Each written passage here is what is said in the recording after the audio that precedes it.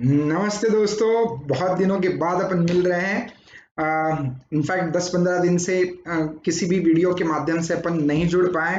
Reason being Covid से हमारी तबीयत बहुत ही खराब हो चुकी थी, तो इसके वजह से रिकवरी के लिए थोड़ा सा समय गया। लेकिन finally we are meeting through a video.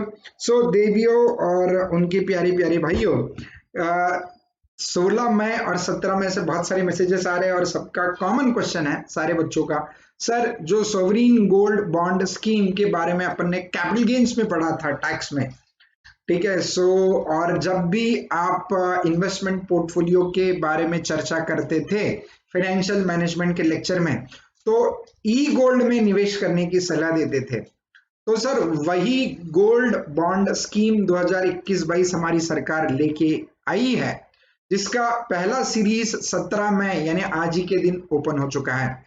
तो सर इसमें निवेश करना चाहिए या नहीं करना चाहिए, ये हमें बता दीजिए। अब सबको इंडिविजुअली बताना मुमकिन नहीं था, इसलिए मैंने डिसाइड किया एक वीडियो बनाया जाए और आप सभी को बताया जाए कि क्या इसमें निवेश करना सही रहेगा, नहीं रहेगा, किसने निवेश करना चाहिए। ये सारी जानकारी आपको इस वीडियो के द्वारा हम देंगे। इसके अलावा सोवरीन गोल्ड स्कीम होती क्या है, इसके रिटर्न्स कैसे मिलते हैं, इसमें निवेश कैसे कर सकते हैं, ये सारी चीजें बता दीजिए, ठीक है। सो अंत तक ये वीडियो देखते रहिएगा, आपको आपके सारे सवालों के जवाब मिल जाएंगे।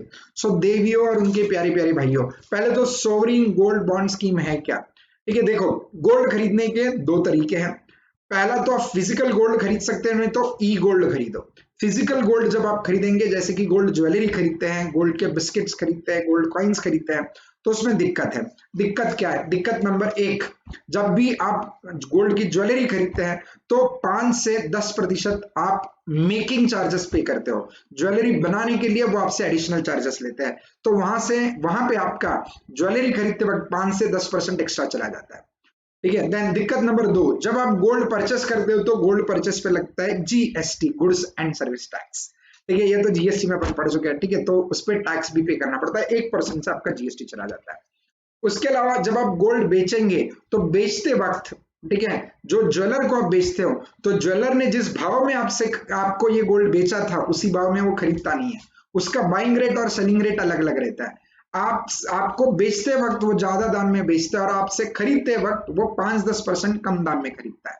यानी जिस दिन आप ज्वेलर को गोल्ड बेचने के लिए जाओगे तो जो भी दाम रहेगा उसके 90% ही आपको दिया जाएगा, 5-10% उसमें कटौती होती है।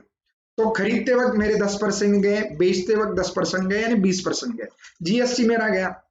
इसके अलावा और एक चीज बताते हैं, आप जब ज्वेलरी खरीदते हैं तो 24 कैरेट का ज्वेलरी नहीं मिलता आपको, यानी प्योर गोल्ड नहीं मिलता आपको, 22 कैरेट का सोना मिलता है, ठीक है। तो खरीदते वक्त भी थोड़ा कम प्योर सोना मिलने की वजह से, ठीक है, कम प्योर सोना मिलने की वजह से, ठीक है, वहां पे आपका 300-400 रुपए का नुकसान हो जाता है। अपार्ट फ्रॉम दिस सर, यानी इसका मतलब क्या है, 1 ग्राम सोने के पीछे हमारा कम से कम अभी तक जितनी कॉस्ट जोड़ी है, ठीक है, उनकी सबकी टोटल ले तो 20%, कम से कम 20% आपका नुकसान हो चुका है अगर आप फिजिकल फॉर्म में गोल्ड खरीदते हैं। इसके अलावा स्टोरेज कॉस्ट अलग से लगती है, यानी ज्यादा सोना खरीदते हैं तो घर में स्टोर नहीं करते, तो फिर कहाँ, बैंक में लॉकर लेते हो, लॉकर लेंगे तो लॉकर का रेंट जाता है, तो ये सारी इंपोर्टेड कॉस्ट है। उतना ही नहीं, सोना जब फिजिकल फॉर्म में लेते तो और एक रिस्क है, हिंदुस्तान में, ठीक है, गिफ्ट्स में सोना बहुत सारा चला जाता है। तो आपकी ज्वेलरी किसी को पसंद आ गई, घर में आपने पहनी थी, किसी फंक्शन के लिए पहनी थी, और कोई रिश्तेदार, करीबी रिश्तेदार बोला अरे आपका ये गोल्ड बहुत अच्छा है, तो बहुत बार लोग मुफ्त में भी दे देते हैं, ठीक है। सो गोल्ड गिफ्ट करके दिया जाता है किसी और को, तो जिसको मिलता है उसका तो फायदा है, लेकिन जो देता है उसका नुकसान है। तो मित्रों, ये ज्वेलरी के मैंने अलग अलग पहलू बताए। फिजिकल ज्वेलरी में क्या नुकसान हो सकता है ये मैंने आपको बताया, लेकिन फिजिकल ज्वेलरी होना चाहिए, नहीं होना चाहिए, कितना होना चाहिए, आपका चॉइस है, इसके ऊपर मैं कुछ नहीं कहूंगा, ठीक है। ठीक है, अब ये फिजिकल ज्वेलरी की कॉस्ट अगर आपको बचानी है तो ज्वेलरी ई फॉर्म में लीजिए, इलेक्ट्रॉनिक फॉर्म में लीजिए, तो उसमें गोल्ड ईटीएफ भी अवेलेबल है और गवर्नमेंट ऑफ इंडिया अपने सॉवरिन गोल्ड बॉन्ड इशू करता है, ये भी ऑप्शन आपके पास अवेलेबल है। मैं हमेशा एम्फेसिस ई गोल्ड के ऊपर करता हूं, हमेशा आपको बताता हूं आपके पोर्टफोलियो के कम से कम 5 से 10% इन्वेस्टमेंट गोल्ड में होना चाहिए। For the purpose of balancing your portfolio, ठीक है। So depending upon the type of investor, सबका रिस्क एपेटाइट अलग अलग होता है, सबकी प्रेफरेंसेस अलग होती है, ये मेरी पर्सनल ओपिनियन है। 5-10% गोल्ड में होना चाहिए। अब करंट स्थिति क्या है बता दूं, 2020 में जिन लोगों ने स्टॉक मार्केट में 100 रुपया निवेश किए थे, 2020 में जब स्टॉक मार्केट क्रैश हुआ था, तब जिन लोगों ने 100 रुपया स्टॉक मार्केट में इन्वेस्ट किए थे, अब उन शेयर्स की इन्वेस्टमेंट 300 रुपए तक जा चुकी है, 200 या 300 रुपए तक जा चुकी है, अप्रोक्सीमेटली डबल से ज्यादा हो चुकी है ना। ओके, अब लोग क्या करने वाले हैं, जो बड़े बड़े निवेशक हैं वो क्या करेंगे, वो अपने पोर्टफोलियो का रीबैलेंसिंग करेंगे। रीबैलेंसिंग करते वक्त वो 20 से 30% तक पोर्टफोलियो का अपना हिस्सा लिक्विडेट करेंगे, लिक्विडेट करके कैश लेंगे और ये कैश किसी सिक्योर इन्वेस्टमेंट में डाल देंगे। और वो सिक्योर इन्वेस्टमेंट में से एक इन्वेस्टमेंट है गोल्ड, और वो भी गोल्ड बॉन्ड। देखो, गवर्नमेंट का गोल्ड बॉन्ड स्कीम लाने का समय और लोगों का प्रॉफिट बुक करने का समय अप्रोक्सीमेटली सेम हो रहा है। और एक समस्या हिंदुस्तान के ऊपर एट प्रेजेंट क्या है, गवर्नमेंट ऑफ इंडिया जो है, ठीक है, रादर हिंदू, पहले उसके पीछे थोड़ा सा बैकग्राउंड बता दे। वैसे बहुत सारी चीजें बता सकते हैं, लेकिन हमेशा वीडियो बनाते वक्त बहुत लोग मुझे कहते हैं सर वीडियो में कंटेंट कम रखिएगा, शॉर्ट बनाइए, हमारे पास सुनने के लिए समय ज्यादा नहीं होता, इसलिए बहुत सारी चीजें बतानी होती है, शॉर्ट में बता देता हूं। देखो, अभी स्थिति क्या है ना, हिंदुस्तान जो है दुनिया का second largest consumer of gold है, यानी हिंदुस्तान में सबसे ज्यादा गोल्ड कंज्यूम होता है, ठीक है। गोल्ड यानी फिजिकल गोल्ड की बात करें, सबसे ज्यादा डिमांड हिंदुस्तान में। रीजन क्या है, क्योंकि हिंदुस्तानी लोगों को फिजिकल गोल्ड बहुत पसंद है। बाकी कुछ खरीदे नहीं खरीदे, लेकिन गोल्ड तो जरूर खरीदता है। रियल एस्टेट में लोग पहले बहुत पैसा लगाते थे, लेकिन रियल एस्टेट में पैसा अब फंस रहा है, इसलिए लोग रियल एस्टेट में पैसा नहीं लगा रहे। तो फिर पैसा कहाँ लगाए, तो गोल्ड में लगा रहे। गोल्ड नहीं तो स्टॉक मार्केट में, मैक्सिमम स्टॉक मार्केट में या फिर गोल्ड में। अब स्टॉक मार्केट ऊपर जा चुका है, तो अब बहुत सारा पैसा गोल्ड में आ सकता है, दोबारा आ सकता है, रादर आएगा। तो गोल्ड के लिए डिमांड बढ़ती है, गोल्ड के लिए डिमांड बढ़ती है, तो इंडिया में गोल्ड तो बनता नहीं है। अगर एडिशनल डिमांड गोल्ड के लिए आती है, तो फिर ये गोल्ड आएगा कहां से। और हिंदुस्तानी लोगों का और एक समस्या है, गोल्ड खरीदने के बाद वो बेचते नहीं है, तो ये गोल्ड अपने पास ही रखे रहते हैं, ठीक है, लेकिन बेचेंगे नहीं किसी को। ओके, सो फिर ये गोल्ड का फिर डिमांड तो है, फिर सप्लाई कहां से आता है, तो ये गोल्ड करना पड़ता है अपने को इंपोर्ट, विदेश से खरीदना पड़ता है। विदेश से खरीदने के पीछे के वजह से नुकसान क्या होता है, अपना बैलेंस ऑफ पेमेंट की स्थिति बिगड़ जाती है, अपने को फॉरेन करेंसी पेमेंट करना पड़ता है। तो अब अगर गोल्ड के लिए एट प्रेजेंट डिमांड बढ़ती है, तो गवर्नमेंट के ट्रेजरी के ऊपर बहुत भारी भक्कम बोझ आ सकता है। इसलिए गवर्नमेंट ने दिमाग लगाया और गवर्नमेंट ने बराबर गोल्ड बॉन्ड स्कीम 2021-22 में लेके आए। अब इस स्कीम के तहत क्या होगा, जो लोग फिजिकल गोल्ड खरीदना चाहते थे वो ई फॉर्म में गोल्ड खरीदेंगे, जिसमें उनका फायदा होगा। फायदा नंबर 1, फिजिकल फॉर्म में गोल्ड खरीदे तो 15-20% आपकी कॉस्ट आती है। ई फॉर्म में गोल्ड खरीदेंगे तो जीएसटी नहीं लगेगा, ई फॉर्म में गोल्ड खरीदेंगे तो स्टोरेज कॉस्ट नहीं लगेगा, ई फॉर्म में गोल्ड खरीदेंगे तो प्योर गोल्ड मिलता है आपको, ठीक है। हाँ, ई फॉर्म में मिलता है, लेकिन फिजिकल फॉर्म में नहीं, प्योर गोल्ड मिलेगा, ठीक है। सो ये सारे इसके फायदे हैं, तो इसलिए मैक्सिमम लोग गोल्ड खरीदते हैं, रादर समझदार निवेशक गोल्ड खरीदता है, ठीक है। चलो, सो ये तो मैंने बता दिया।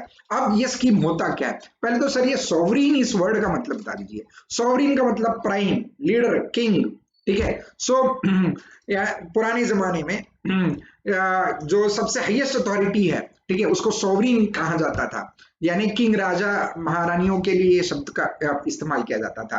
अब हिंदुस्तान की सबसे हाईएस्ट अथॉरिटी यानी सेंट्रल गवर्नमेंट है। सेंट्रल गवर्नमेंट ने ये स्कीम लाया है, इसलिए उसको सॉवरीन गोल्ड बॉन्ड स्कीम कहा जाता है। ओके, अब सेंट्रल गवर्नमेंट क्या कर रही है, ई फॉर्म में आपको गोल्ड दे रही है, ई फॉर्म में यानी बॉन्ड के रूप में आपको गोल्ड दिया जा रहा है। ये सॉवरीन गोल्ड बॉन्ड स्कीम के तहत जो इशू किया जाता है वो गवर्नमेंट अपनी आरबीआई के थ्रू इशू करती है, ठीक है। तो 2021-22 में इसके ऐसे 6 सीरीज है, 5 से 6 सीरीज है। उसमें से पहला सीरीज गवर्नमेंट ने ओपन किया है 17 मई इस तारीख को, जिसकी तहत आप 1 ग्राम सोना ई फॉर्म में गवर्नमेंट से डायरेक्टली खरीद सकते हैं, प्योर सोना, और उसका भाव रहेगा 4777 रुपया। 4777 is the base rate which has been fixed. चलो, सर ये स्कीम के फायदे क्या हैं ये बता दीजिए, ठीक है। स्कीम है क्या, स्कीम के फायदे क्या ये बता दीजिए। चलो फटाफट बता देते हैं। पहले तो मित्रों इस स्कीम के बारे में आपको कुछ बता दें, ठीक है। ये स्कीम के तहत आप जो गोल्ड ले रहे हो फिजिकल फॉर्म में नहीं ले रहे हो, याद रखना ये स्कीम के तहत जो गोल्ड मिलता है आपको इलेक्ट्रॉनिक फॉर्म में मिलता है, ठीक है। यानी गोल्ड का जो आपको गवर्नमेंट से मिलेगा वो बॉन्ड मिलेगा, सर्टिफिकेट मिलेगा, ठीक है। चलो फाइन, ये चीज याद रखिए, फिजिकल फॉर्म में गोल्ड मिलने वाला नहीं है। ओके, अब ये बॉन्ड गवर्नमेंट से कौन खरीद सकता है और इसके फायदे क्या है ये भी बता दीजिए। ये बॉन्ड खरीद सकते हैं इंडिविजुअल्स, एचयूएफ, चैरिटेबल इंस्टीट्यूशन और यूनिवर्सिटीज। ठीक है, ये जो है ये ग्राम्स में डिनोमिनेट होते हैं, ये जो बॉन्ड्स है दे आर डिनोमिनेटेड इन ग्राम। ठीक है, अगर आपको निवेश करना है तो मिनिमम 1 ग्राम का आपको बॉन्ड लेना पड़ेगा। ठीक है, मिनिमम एक बॉन्ड जो है वो मिनिमम 1 ग्राम का होगा। मैक्सिमम कितना ले सकते हो आप, मैक्सिमम इंडिविजुअल्स के लिए लिमिट है 4 किलो तक सोना खरीद सकते हो, 4 kgs तक। 4 किलो यानी बहुत ज्यादा हो जाएगा, है ना, 4000 ग्राम हो जाएगा। और वही अगर इंडिविजुअल और एचयूएफ छोड़ के किसी और को ये खरीदना है तो उनके लिए मैक्सिमम लिमिट 20 किलोग्राम का है, 20 किलोग्राम का। चलो, सो मिनिमम लिमिट 1 ग्राम का है, मैक्सिमम लिमिट इंडिविजुअल्स और एचयूएफ के लिए 4 किलोग्राम का है और बाकी लोगों के लिए 20 किलोग्राम का लिमिट है। ये बॉन्ड का टेन्योर 8 साल है, यानी गवर्नमेंट 2021 में इसको इशू कर रही है, तो 2029 में ये बॉन्ड जो है वो मैच्योर होने वाले हैं। तो ये बॉन्ड आप मैच्योरिटी तक भी रख सकते हैं या फिर गवर्नमेंट ने इसके लिए लॉक इन पीरियड 5 साल का रखा है। अगर आप चाहें तो 5 साल बाद, ठीक है, ये बॉन्ड अगर आप डीमैट अकाउंट के थ्रू लेते हैं तो आप ओपन मार्केट में इसको सेल कर पाओगे। ठीक है, या फिर अगर आप इसको फिजिकल सर्टिफिकेट्स अगर आप ले रहे हो, ठीक है, यानी ये बॉन्ड आप कहां से ले सकते हैं ये भी बता दें। पोस्ट ऑफिस से ले सकते हैं, कुछ बैंक ऑथराइज्ड है वहां से ले सकते हैं, स्टॉक एक्सचेंजेस के थ्रू ले सकते हैं। ठीक है, डीमैट फॉर्म में भी ये आप बॉन्ड्स खरीद सकते हो। आप आपके ब्रोकर को कम्युनिकेट कीजिए, कांटेक्ट कीजिएगा, वो आपको बता देगा कि ये बॉन्ड्स को में आप कैसे निवेश कर सकते हो। तो अगर डीमैट फॉर्म में लेंगे तो 5 साल बाद आप इसको ऑनलाइन बेच पाओगे, बस एक क्लिक पे ये बॉन्ड सेल हो सकता है। अगर, ठीक है, आप इसके सर्टिफिकेट पोस्ट ऑफिस के थ्रू या बैंक्स के थ्रू परचेस कर लेते हो तो वहां पे जाके आप सरेंडर कर सकते हो, गवर्नमेंट आपको इसका पैसा दे देगा। ठीक है, तो वैसे 5 साल का लॉक इन है, 5 साल के बाद लिक्विडेट किए जा सकते हैं और टोटल पीरियड जो है इसका 8 साल है। 8 साल तक रखा तो 8 साल बाद जितना भी मार्केट वैल्यू रहेगा गोल्ड का, उस मार्केट वैल्यू पे गवर्नमेंट आपसे बॉन्ड वापस खरीद लेगा। ठीक है सर, फिर 8 साल तक कुछ मिलेगा या नहीं मिलेगा? जरूर मिलेगा। 2.5% पर एनम से आपको इस पे इंटरेस्ट मिलेगा। 6 मंथली इंटरेस्ट दिया जाएगा। ठीक है, सो 1.25% पहले 6 महीने का और दूसरे 6 महीने का 1.25%, ऐसे मिला के 2.5% पर एनम इंटरेस्ट मिलेगा। तो आप लोग कहेंगे सर ये तो बहुत ही कम रेट ऑफ इंटरेस्ट है, 2.5% से ब्याज मिल रहा है ना सर, इसमें क्या पड़ेगा, उससे अच्छा फिक्स डिपॉजिट में निवेश करेंगे अपन। फिक्स डिपॉजिट में तो साल भर का 5% मिलता है, इस बॉन्ड में निवेश करेंगे तो साल भर का 2.5%। मित्रों लेकिन याद रखिएगा, फिक्स डिपॉजिट में मैच्योरिटी के वक्त आपको जितना 100 रुपया इन्वेस्ट किया था तो 100 रुपया प्लस उसके ऊपर इंटरेस्ट मिलेगा। यहाँ पे देखो आपने निवेश किया था 100 रुपये गोल्ड में समझो फॉर एग्जाम्पल, तो हर साल 2.5% इंटरेस्ट भी मिलेगा और मैच्योरिटी के वक्त 100 रुपए के गोल्ड के लिए आपको 100 रुपया नहीं मिलने वाला, एप्रिसिएशन तो होगा ही।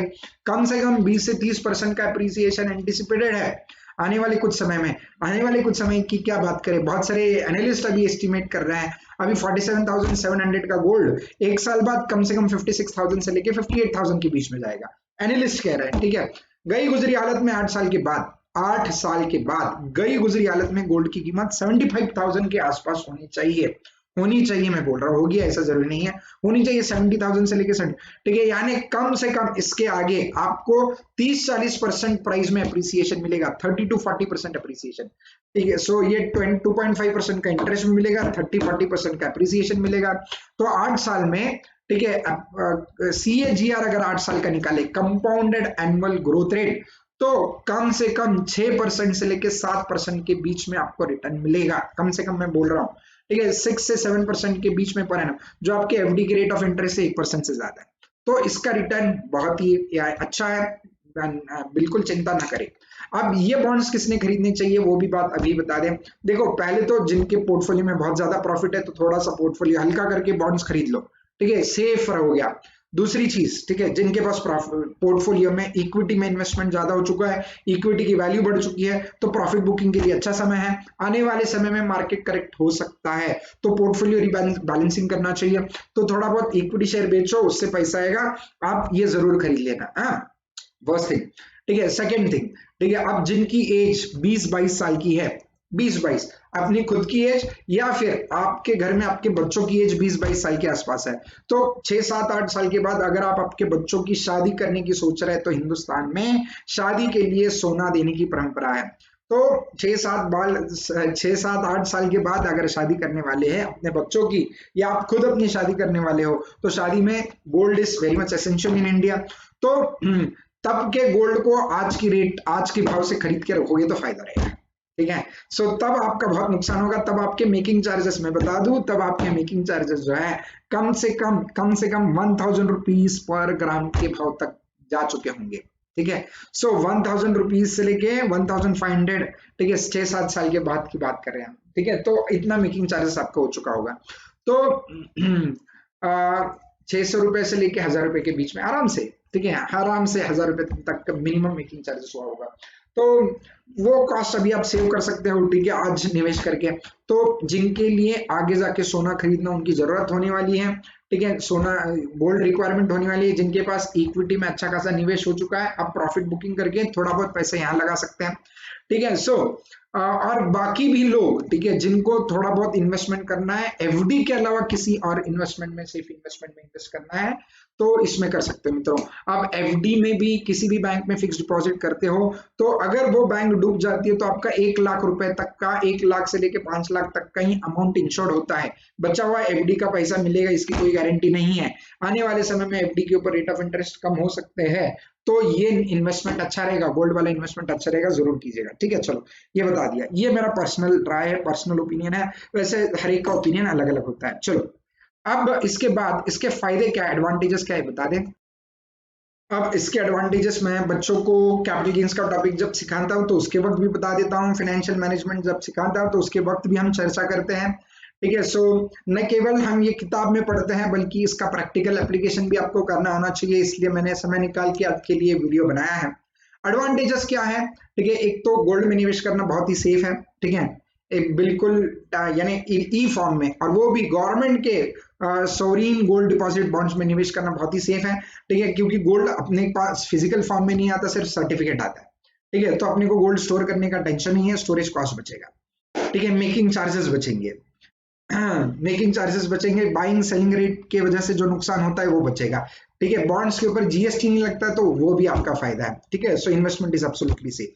दूसरा, additional income in the form of interest, इसके ऊपर 2.5% इंटरेस्ट मिलेगा, ठीक है, वही फिजिकल गोल्ड खरीदते तो कोई इंटरेस्ट नहीं मिलता। देन तीसरा, जब ये गोल्ड बेचोगे, अब 5 साल का लॉकिंग पीरियड है, ठीक है, गोल्ड के लिए लॉन्ग टर्म कैपिटल एसेट बनने के लिए 3 साल का टाइम पीरियड होता है, हम पढ़ चुके हैं। तो जब आप बेचोगे तो बेचते वक्त ये लॉन्ग टर्म कैपिटल एसेट रहेगा, और लॉन्ग टर्म कैपिटल एसेट के ऊपर इंडेक्सेशन का बेनिफिट मिलता है। इंडेक्सेशन का बेनिफिट मिलने की वजह से आपकी कॉस्ट बढ़ेगी, कैपिटल गेन्स कम आएगा, कैपिटल गेन का ना आने की वजह से कैपिटल गेन टैक्स भी आपका कम आ जाएगा। याद रखना, मैच्योरिटी के वक्त कैपिटल गेन एग्जाम नहीं है, ठीक है। Section 47 of income tax act 1961 में ट्रांसफर्स, कुछ ट्रांसफर्स को एग्जाम बताया है, उसमें सोवरिन गोल्ड स्कीम के जो बॉन्ड्स है 2015 के इशू के जो बॉन्ड्स है उसके लिए एग्जाम्पशन है। इसके लिए अभी तक गवर्नमेंट ने कोई एग्जाम्पशन बताया नहीं है, तो ये बॉन्ड्स के लिए कोई एग्जाम्पशन नहीं है। मैच्योरिटी के वक्त कैपिटल गेन टैक्स लगेगा, लेकिन कैपिटल गेन टैक्स लगेगा, लेकिन चिंता करने की जरूरत नहीं है, क्योंकि इंडेक्सेशन के बेनिफिट की वजह से कॉस्ट बढ़ेगी, गेन कम हो जाएगा, गेन कम होगा तो आपका टैक्स सेविंग हो जाएगा। उतना ही नहीं, 5 साल के बाद अगर आपने डीमैट फॉर्म में खरीदे होंगे तो स्टॉक एक्सचेंज पे इसका ट्रेडिंग भी कर सकते हैं ना, स्टॉक एक्सचेंज पे बाई या सेल कर सकते हैं। और एक एडेड एडवांटेज क्या है, ठीक है, सो ये 5 साल मिनिमम लॉकिंग पीरियड होने की वजह से अगर बीच में ही हमें पैसों की जरूरत लगती है तो क्या पैसे कहां से आएंगे, क्योंकि 5 साल तक तो ये बॉन्ड बेच नहीं सकते हम, तो फिर ये बॉन्ड को आप किसी भी बैंक को सिक्योरिटी देके उसके अगेंस्ट लोन उठा सकते हो, तो इसके अगेंस्ट आपको लोन भी मिलता है, ये इसके एडवांटेजेस है, ठीक है। सो मित्रों, कई सारे एडवांटेजेस हैं, मेरी सलाह रहेगी इसमें आप जरूर थोड़ा अमाउंट तो निवेश कर ही सकते हो, ठीक है। यानी जो गोल्ड खरीदने की मंशा रखता है तो फिजिकल फॉर्म में गोल्ड खरीदने के बदले इलेक्ट्रॉनिक फॉर्म में गोल्ड खरीदेंगे तो आपको जरूर इसमें फायदा ही होगा। और एक सबसे महत्वपूर्ण चीज ये है कि अगर आप ये गोल्ड ऑनलाइन माध्यम से, सॉरी, ये सोवरीन गोल्ड बॉन्ड अगर ऑनलाइन माध्यम से खरीदते हैं, यानी आपके डीमैट के थ्रू खरीदते हैं, तो 50 रुपीज का आपको एडिशनल डिस्काउंट गवर्नमेंट ने ऑफर किया है, 50 रुपीज पर ग्राम।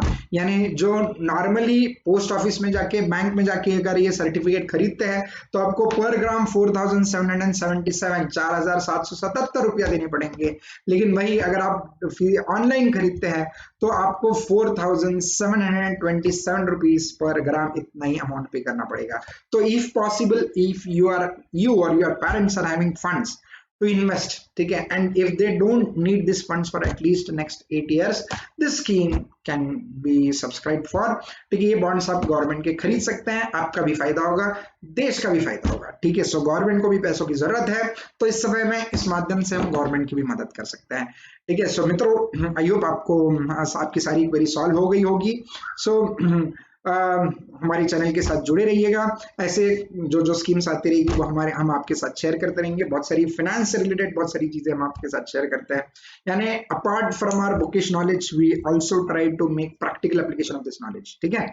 चलो फाइन। सो अपने घर पे सेफ रहिएगा, घर से बाहर मत निकलिएगा, ठीक है। सो चैनल से जुड़े रहिएगा, एडिशनल इन्फॉर्मेशन मिलती रहेगी।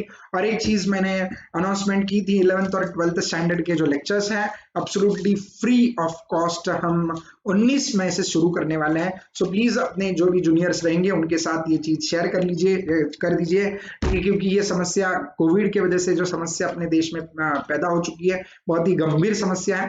तो जिस किसी माध्यम से आप लोगों की मदद कर सकते हैं तो जरूर कीजिएगा, ये हम अपील भी कर रहे हैं। देखो, लोगों को मदद करने की जिम्मेदारी, केवल देश को सुधारने की जिम्मेदारी, संभालने की जिम्मेदारी केवल देश के या राज्य के सरकार की नहीं बल्कि देशवासियों की भी है, ठीक है। ये डिफिकल्ट टाइम्स है और खास करके पूरी दुनिया में हिंदुस्तान के लिए सबसे ज्यादा डिफिकल्ट टाइम्स है। तो इसलिए हिंदुस्तान को अगर आपको समस्या से बाहर निकालना है तो ये जिम्मेदारी हिंदुस्तानियों की है। तो इसके लिए किसी गवर्नमेंट को क्रिटिसाइज करने के बदले हम सब लोग मिलके अगर गवर्नमेंट को सपोर्ट करते हैं, हमारे देश के लोगों को सपोर्ट करते हो तो जरूर हम इस समस्या से बाहर निकल सकते हैं, ठीक है। मुश्किल कुछ नहीं है। तो जिससे जो कुछ मदद हो सके तो जरूर करते रहिए। तो हमसे जितना भी पॉसिबल है, अब जैसे मैं आपको क्या दे सकता हूँ, मैं आपको इस समय में नॉलेज दे सकता हूँ, तो कोशिश करूंगा कि मैक्सिमम नॉलेज आपको फ्री ऑफ कॉस्ट प्रोवाइड करूँ। और ज्यादा करके 11th और 12th के बच्चों की ये समस्या है। बहुत सारे, जब से मैंने पहला वीडियो 11th और 12th का बना के अपलोड किया था, बहुत सारे पेरेंट्स की मुझे इंक्वायरी आई, वो पूछ रहे थे क्या सर आप पूरा सिलेबस कवर करने वाले हो। जी हाँ, मैं पूरा सिलेबस डिटेल में कवर करूंगा। यहाँ पे ये समरी शॉर्ट बैच वगैरह नहीं है। देखो ये कैसे होता है, यानी ये मेरी सोच है कि ये उन लोगों के लिए अपॉर्चुनिटी, यानी एक खराब समय है, सबके लिए खराब समय है, ठीक है। लेकिन ये हमें इस खराब समय को हमने अपॉर्चुनिटी करके देखनी चाहिए। भगवान ने हमें अपॉर्चुनिटी दी है कि इस देश के लिए, समाज के लिए कुछ ना कुछ हम अच्छा काम करके जाए। तो ये अपॉर्चुनिटी बार बार नहीं मिलती, ऐसा समय बार बार नहीं मिलता। तो इस अपॉर्चुनिटी का हम जरूर फायदा उठाएंगे। फायदा ऐसे उठाएंगे कि हम हमारी तरफ से जितना हो सके उतनी चीजें हम हमारी तरफ से आपको फ्री ऑफ कॉस्ट प्रोवाइड करने की कोशिश करेंगे। सो मित्रों, 11th और 12th का पूरा सिलेबस मैं डिटेल में कवर करूंगा। अगर 11th और 12th, ठीक है, जनरली मैं 11th और 12th पढ़ाता नहीं हूँ, लेकिन 11th और 12th पढ़ाने के पीछे निर्णय लेने इस वजह से लिया क्योंकि बहुत सारे बच्चे जो है, ठीक है, वो वीक फाइनेंशियल, यानी वीक फाइनेंशियली बहुत वीक है। बहुत सारी फैमिलीज फाइनेंशियली वीक हो चुकी है, अपने बच्चों को पढ़ा नहीं पा रहे हैं, क्लासेस नहीं लगा पा रहे हैं। और दूसरी समस्या जो है, मैंने बहुत सारे एजुकेशनल इंस्टीट्यूशन से, कॉलेजेस से, स्कूल से बात की तो मुझे ये समझ में आ गई कि टीचर्स, बहुत सारी टीचर्स जो है, स्कूल्स, कॉलेजेस, यूनिवर्सिटीज के टीचर्स जो है, वो अभी तक ऑनलाइन प्लेटफॉर्म से फैमिलियर नहीं हुए हैं। तो उनको ऑनलाइन कैसे पढ़ाना, इसमें समस्या। नॉलेज सबके पास है, अनडाउटेडली हिंदुस्तान ऐसा देश है जिसमें नॉलेज बहुत ज्यादा है, लेकिन टीचर्स की एक समस्या है कि टीचर्स ऑनलाइन माध्यम से अभी तक कंफर्टेबल नहीं है, बच्चों के साथ कनेक्ट नहीं हो पा रहे। तो बहुत सारे स्कूल्स में सेमिनार्स मेरे चलते हैं, तो स्कूल के टीचर्स के साथ डायरेक्ट कम्युनिकेशन है, तो बोल रहे सर हमें दिक्कतें आ रही है और बच्चे थोड़ा इंटरेस्ट नहीं ले रहे हैं। तो आपकी तरफ से कुछ हो सकता है तो बता दीजिएगा। तो ये सारी समस्याओं को मद्देनजर रखते हुए मैंने डिसाइड कर लिया है, ठीक है, मेरा समय जाएगा 6 महीने से लेके 1 साल तक मेरा जाएगा इसमें, लेकिन ये लेक्चर्स मैं आपके लिए बनाऊंगा। मैंने पूरी कोशिश जी जान लगा के, बहुत मेरी तरफ से जितना अच्छा हो सके उतना अच्छा पढ़ाने की कोशिश करूंगा। 11th और 12th के बच्चों को शायद मेरे स्किल्स का जरूर फायदा होगा। तो मित्रों, प्लीज अपने जूनियर्स के साथ ये बात शेयर कर लीजिएगा। और 19 तारीख से जैसे मैंने पहले भी अनाउंस किया 19 और 20 तारीख से 11वीं और 12वीं के लेक्चर शुरू हो रहे हैं, ठीक है। So please spread this word with them. And apart from that, जो बच्चे ये लेक्चर फ्री ऑफ कॉस्ट देख रहे हैं but they are financially sound, उनके पास फीस भरने के लिए पैसे हैं, तो मेरी सलाह रहेगी अगर आपका पैसा बच रहा है तो आप किसी न किसी पर्पस के लिए उसका इस्तेमाल कीजिएगा। जरूर ये पैसा किसी न किसी को डोनेट कीजिए, मुझे देने की बिल्कुल जरूरत नहीं है, आप खुद डायरेक्टली डोनेट कीजिएगा। कहीं ना कहीं जो जरूरतमंद आपके आसपास है, तो हर एक डोनेशन आपने गवर्नमेंट के या प्राइम मिनिस्टर्स रिलीफ फंड में ही करनी चाहिए ऐसा जरूरी नहीं है, वहां पे भी डोनेशन कीजिएगा और आपके आसपास जो भी जरूरतमंद लोग हैं उनको भी आप पैसा डोनेट कर सकते हैं, ठीक है। उनकी जरूरतें मीट करने की कोशिश कीजिएगा, ठीक है, और सब लोग एक दूसरे को मदद करते जाइएगा। So thank you very much, आपका मैंने थोड़ा सा समय लिया और ये स्कीम के बारे में मैंने आपको जानकारी दे दी। कोई क्वेरीज है तो नीचे दिए गए नंबर पे आप संपर्क कर सकते हैं। धन्यवाद।